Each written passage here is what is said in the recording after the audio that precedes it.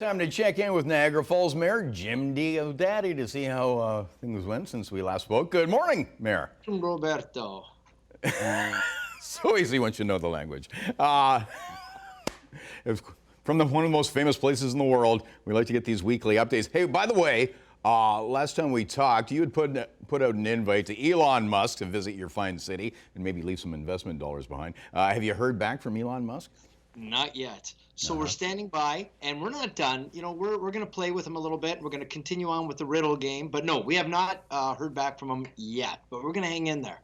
Okay. I'm sure you heard the news from Hamilton. Of course, on the past weekend, there was a huge meetup that was way beyond the new rules. And is there considered Niagara Falls? With Clifton Hill, we've seen the crowds there. But are you looking like other municipalities are really clamping down with the ticketing and fines, or are the ambassadors enough on Clifton Hill? Well, you know, the thing right now that we're focused on is the unsupervised private gatherings. And a lot of this, and not to target one demographic, but a lot of the kids, and my daughters included, back at University of McMaster, you know, the kids, the bars are closed, the university's closed, but most of them are still living up in town. And, you know, teenagers, they like to have fun. And sometimes they're gathering more than they should. So my daughter was home on the weekend, so we talked about that. So Clifton Hill, by and large, Bob, the 100 days of summer from May 2-4 to Labor Day is when it's really busy. It's not all that busy right now. It's calmed right down. So we did well. We had our numbers really low all summer, and it was a decent summer, all things considered. So we don't have any major issues with gathering there at this point. But if there are, believe me, we're going to be on top of it because we want to do our part to make sure everybody's distancing, everybody's sanitizing, everybody's wearing their masks when they can't do those things. Yeah, and safe during this back to school season. Actually, we didn't get a chance to talk about this last week, but tell us about these slow down Niagara signs. Yeah, so we sent you some pictures, and I've got one here too, by the way.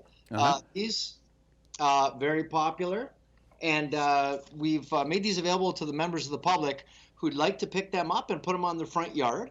And you know what it is right now? A lot of people are distracted. They're not sure what's going on with school, what's happening with, you know, times and days, and we have different cohorts. It's very confusing right now. And me with 3 teenagers, I'm telling you, I'm having a hard time keeping up with what's going on. Yeah. But the one thing, people are distracted, so we've asked that they put these signs. And, you know, the other thing, Bob, we ask them, move them around your yard. Don't leave them in one spot because then people get desensitized to them. And we want people to, you know, take note of them so that they're effective. Yeah, this is a pilot project. It has been used in other jurisdictions with success, right?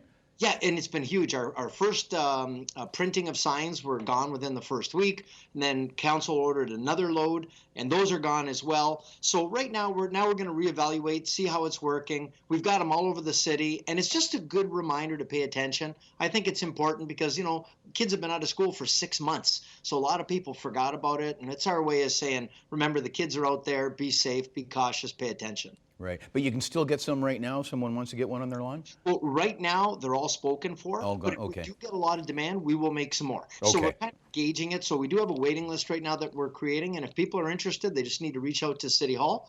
We'll put you on the list, and then if we've got enough names, we'll do another batch. Okay.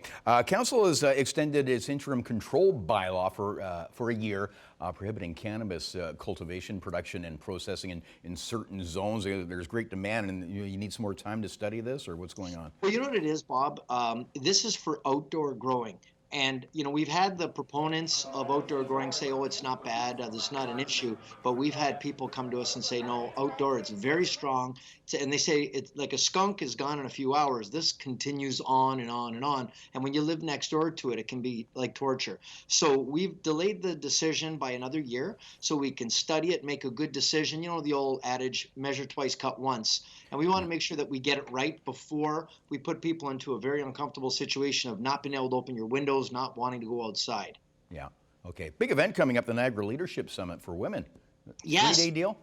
It is. It's going to be October 20th to the 22nd. It's the 7th annual, and you've got the website there on the screen. Thank you for that. And we're saying any women that are interested in participating, just go to the website, register, and we're hoping to get a good attendance. Of course, it's not going to be in person like it has been in the past, but you can get just as much valuable information out of these events. Okay. Thank you so much, Mayor. I'll brush up on my Italian for next week. See.